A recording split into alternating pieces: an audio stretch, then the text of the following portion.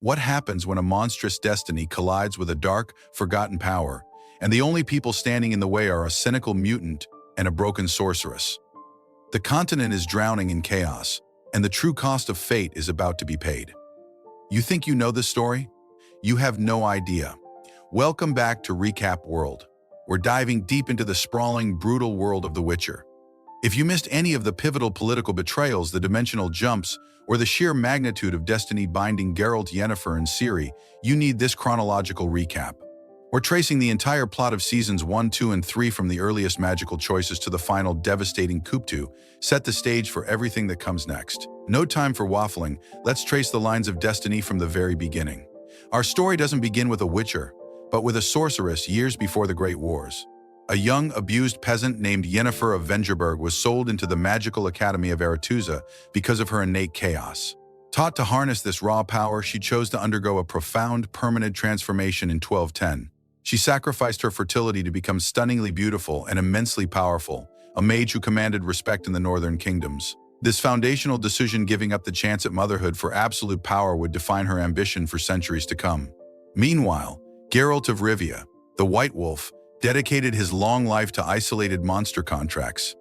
His destiny, however, was already in motion, bound by a seemingly chance encounter. In 1249, Geralt saved the life of a cursed knight named Dunny during a royal banquet in Cintra. As payment, Geralt unknowingly invoked the ancient, unforgiving custom known as the Law of Surprise, demanding that which Dunny possessed but did not expect. That unexpected prize turned out to be Dunny's unborn daughter with Princess Pavetta.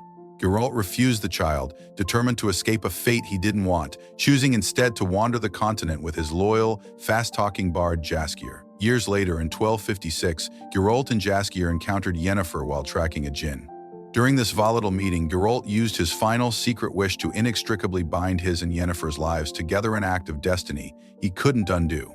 The timeline rapidly accelerated in 1263 when the southern empire of Nilfgaard, led by the fanatical White Flame, launched a brutal invasion.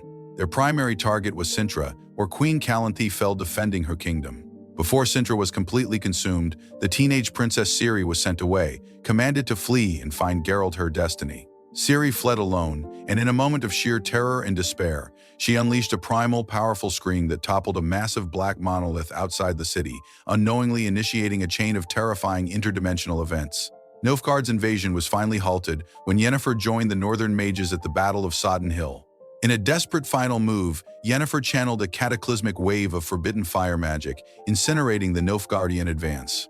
The victory came at a great personal cost.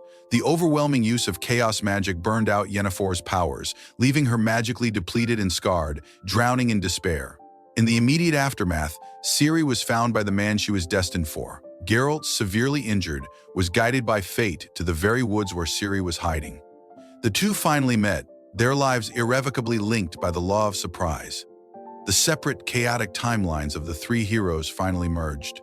Season 2 shifts focus entirely from the search for destiny to the intense mission of protection. Believing Yennefer dead, Geralt took Ciri to the only place he felt was safe: Kaer Morhen, the ruined mountain fortress and home of the remaining Witchers. While Ciri began training as a disciplined warrior, the mage Triss Marigold arrived and discovered a terrifying truth. Ciri's blood, upon contact with the ground, caused rare magical flowers to bloom, confirming she possessed the supposedly extinct Elder Blood gene. This lineage meant Ciri was not a royal refugee, she was a generational weapon tied to prophecy. Meanwhile, the monsters they faced were morphing, becoming stronger and more mutated. Geralt investigated and realized these new threats were connected to the massive black monolith Ciri had destroyed. The mages determined that the monoliths were not ancient impact sites, but powerful gateways to other dimensions, and Ciri's elder blood was the volatile key to unlocking these rifts. This interdimensional threat was quickly exploited by Voleth Mare, the Deathless Mother, a malevolent entity who manipulated Yennefer. Voleth Mare exploited Yennefer's desperation over her lost power, offering to restore her magic in exchange for delivering Ciri. The ruthless fire mage Rhys was tasked with hunting Ciri for an anonymous employer, successfully stealing the mutagen containing Ciri's elder blood. Yennefer, in her vulnerability, found Ciri and, upholding her pact, led her toward a specific monolith gateway. Voleth Mare, empowered by the despair, possessed Ciri's body, using her immense power to summon devastating monsters directly into Kaer Morhen. Geralt and Yennefer arrived just as the possessed Ciri began slaughtering the Witchers.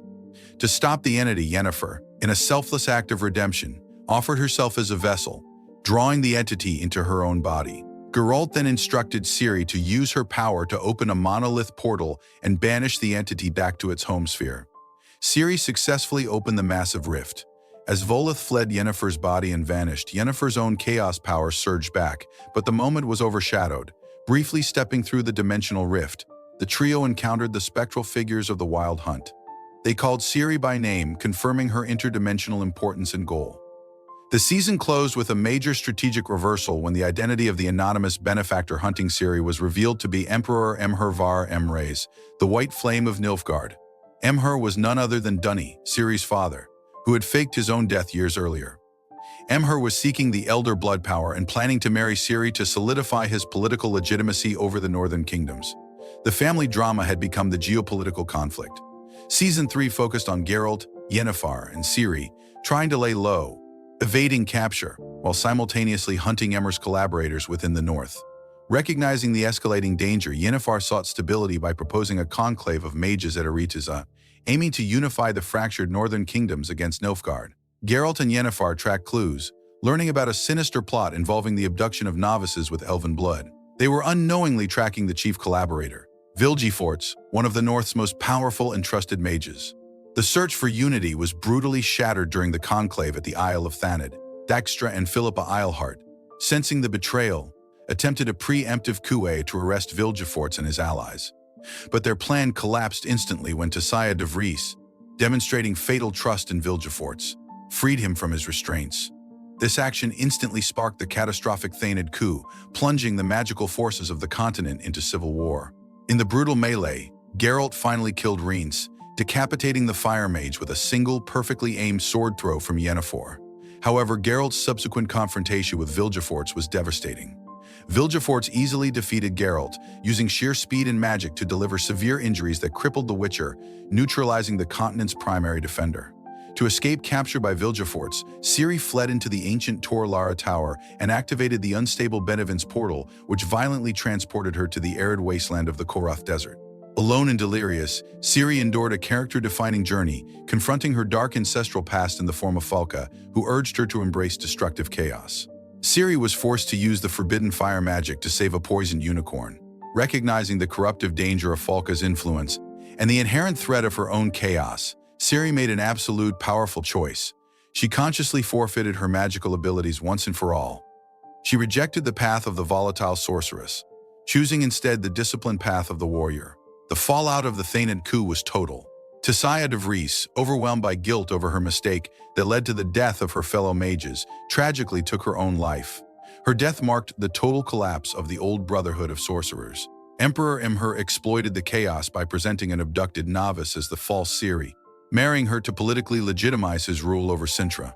Meanwhile, the real Ciri, now powerless, was captured by mercenaries known as the Trappers, who were transporting her to Emhyr for the bounty. In response, Yennefer rallied the surviving northern sorceresses, forming the secretive Lodge of Sorceresses to organize the resistance.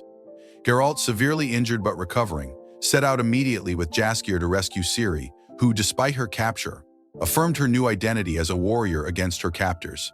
And that is the brutal, magical history of the continent, from the Law of Surprise to the shattering betrayal at Thanedd. The stakes have never been higher. Geralt is hunting a traitorous mage, Yennefer is playing political chess, and Ciri is truly alone, embracing her identity outside of chaos. What part of the plot shocked you the most?